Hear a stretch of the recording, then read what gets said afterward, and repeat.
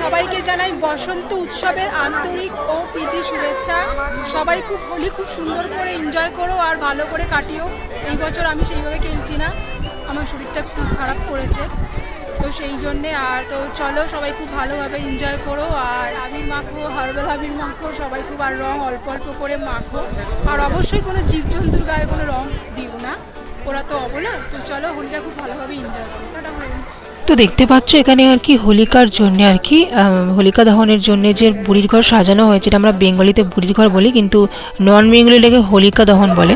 তো দেখতে পাচ্ছ ঘুটে ফুটে দিয়ে সাজানো হয়েছে, এখানে ধুনো দেওয়া হয়েছে আর দেওয়া হয়েছে কেরোসিন তেল, সব কিছু দিয়ে উৎসর্গ করে। আর দেখতে পাচ্ছ এখানে আমি আবির দিয়ে দিলাম, আর বারবার এর 4-5টা ঘুরতে হবে, মানে যে যতটা পারে 7 প্রদক্ষিণ বা 3 প্রদক্ষিণ। তো আমি